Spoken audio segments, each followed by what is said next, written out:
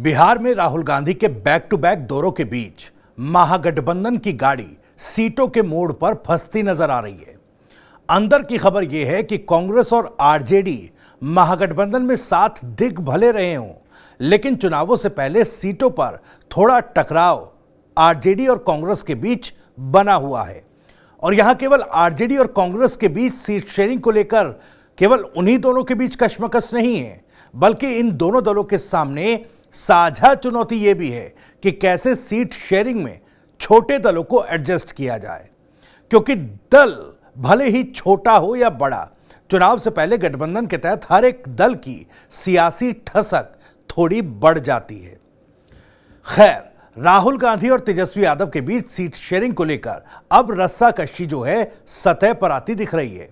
सूत्र बता रहे हैं कि कांग्रेस के कई वरिष्ठ नेता यहां तक कहने लगे हैं कि अगर बात नहीं बनी तो कांग्रेस को अकेले चुनाव लड़ने से पीछे नहीं हटना चाहिए।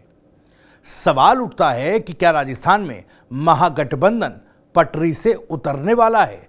क्या राहुल और तेजस्वी के बीच यह सीट शेयरिंग वाला टकराव और ज्यादा गहरा हो चुका है? इसी सवाल के जवाब को इस वीडियो में जानने की कोशिश करेंगे। नमस्कार, टीवी 9 बिहार झारखंड पर आपके साथ मैं हूं भविष्य त्यागी। तो बिहार की राजनीति के जानकार बताते हैं कि यहां महागठबंधन की जमीन मजबूत है, लेकिन यही मजबूती अब घर्षण का कारण बन रही है।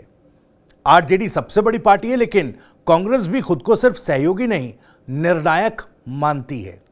ऐसे में सीटों की दावेदारी को लेकर टकराव जो है वो लाजमी है। कांग्रेस के स्थानीय नेता साफ कह रहे हैं, अगर तेजस्वी यादव की पार्टी सारे फैसले अकेले करेगी तो कांग्रेस के लिए गठबंधन में बने रहना मुश्किल हो जाएगा। बिहार कांग्रेस के भीतर यह बात तेजी से फैल रही है कि अगर कांग्रेस को सम्मानजनक हिस्सेदारी नहीं मिली तो पार्टी को अकेले चुनाव लड़ने की रणनीति पर गंभीरता से सोचना चाहिए। और यह सिर्फ अटकल नहीं है, पार्टी के भीतर की रणनीतिक बैठकों में भी चर्चा का विषय बन चुका है। अब बात करते हैं उस रस्साकसी की जो राहुल गांधी और तेजस्वी यादव के बीच रणनीति के स्तर पर हो रही है।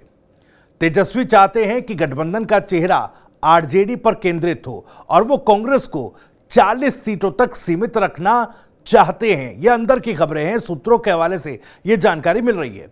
वहीं कांग्रेस चाहती है कि राष्ट्रीय नेतृत्व की भूमिका उसे मिले, इसलिए भले ही उसे 60 से 70 सीटें ना मिलें, लेकिन वो 50 सीटें दी जाएं जो कांग्रेस के मन मुताबिक हो। यानी कि विनिंग पॉसिबिलिटी वाली 50 सीट कांग्रेस बिहार में चाहती है। और यही टकराव सीट बंटवारे में खिंचाव की सबसे बड़ी वजह जो है वो बन रहा है। तो बिहार में कांग्रेस का जनाधार सीमित है, लेकिन पार्टी की राष्ट्रीय पहचान और पुराने वोट बैंक के कारण वो खुद को कमजोर नहीं दिखाना चाहती। कांग्रेस के लिए बात स्वीकार करना मुश्किल हो रहा है कि सीटों का बंटवारा आरजेडी की मर्जी से तय हो। सूत्र बता रहे हैं कि कांग्रेस के अंदर यह विचार जोर पकड़ रहा है कि अगर बात नहीं बनी तो अकेले चुनावी मैदान में उतरने से पीछे नहीं हटना चाहिए, क्योंकि इसके 3 कारण हैं। पहला कारण, पार्टी के पास हर जिले में कार्यकर्ता हैं। दूसरा, गठबंधन की खींचतान पार्टी की छवि और कॉन्फिडेंस दोनों को चोट करेगा। और तीसरा, अगर कांग्रेस को उसकी हैसियत से कम सीटें मिलती हैं तो कार्यकर्ताओं में निराशा फैल सकती है। ये 3 महत्वपूर्ण कारण हैं और इसी वजह से राहुल गांधी ने दौरे पर दौरे कर बिहार कांग्रेस में जान फूंकने की लगातार वो कोशिश कर रहे हैं। दिलचस्प बात यह है कि बिहार में चल रही हलचल सिर्फ राज्य तक सीमित नहीं है, इसका असर दिल्ली तक महसूस किया जा रहा है। तेजस्वी चाहते हैं कि गठबंधन का नाभि केंद्र पटना हो, जबकि कांग्रेस के कुछ रणनीतिकार इसे दिल्ली से नियंत्रित करना चाहते हैं। राहुल गांधी के 5 महीने में 4 बिहार दौरे इस बात का साफ संकेत है कि कांग्रेस इस बार बिहार को हल्के में नहीं ले रही। मगर सवाल यह भी है कि क्या कांग्रेस को गठबंधन में उसके मुताबिक जगह मिल रही है? अब देखिए, महागठबंधन, सवाल ये उठ रहा है कि ये एकजुटता दिखाई दे रही है या फिर इसमें औपचारिकता भर पूरी की जा रही है।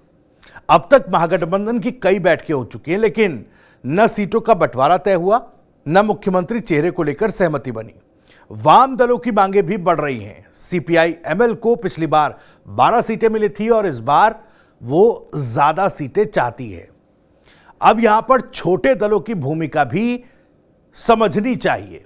सीपीआई-एमएल, सीपीआई, सीपीआई-एम, पिछली बार कुल मिलाकर के ये तीनों जो दल हैं वो 16 सीटों पर इन्होंने जीत जो है वो दर्ज की थी और इस बार ये अपना ज्यादा प्रभाव चाहते हैं। ऐसे ही एनडीए के जो 7 दल हैं उनकी भी बात कर लें, चाहे हम हो, वीआईपी जैसे दल हों, फिर से ये जो हैं एनडीए के साथ हैं और महागठबंधन की मजबूती देखिए, एक तरफ एनडीए के जो दल हैं उसके साथ नजर आ रहे हैं, इसमें महागठबंधन की मजबूती जो है वो उस पर कई सवाल खड़े हो जाते हैं सीट शेयरिंग को लेकर, जिस तरह का टकराव और स्थिति बन रही है। एआईएमआईएम का मुस्लिम वोट बैंक, ये भी एक प्रभावशाली चीज बनी हुई है जो महागठबंधन को चुनौती दे सकती है।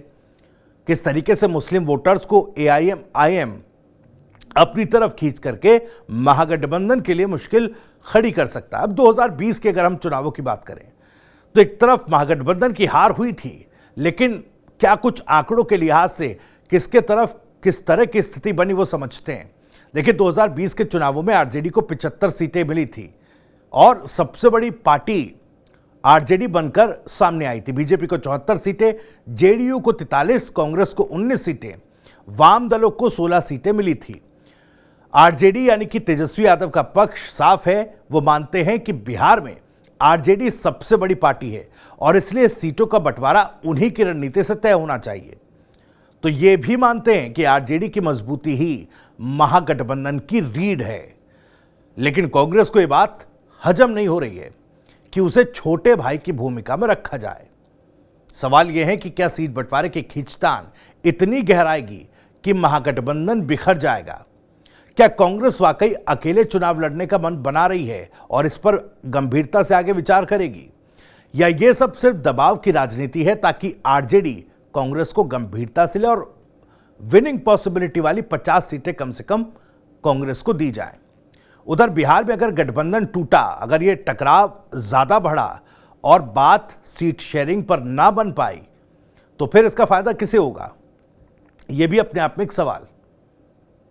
इन्हीं सवालों के साथ इस वीडियो में इतना ही। वीडियो और जानकारी पसंद आई हो तो वीडियो को लाइक करें, ज्यादा से ज्यादा शेयर करें।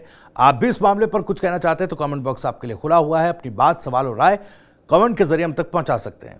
बिहार से जुड़ी और भी तमाम खबरों को सबसे पहले जानने के लिए सब्सक्राइब जरूर करिए। TV9 बिहार झारखंड। नमस्कार।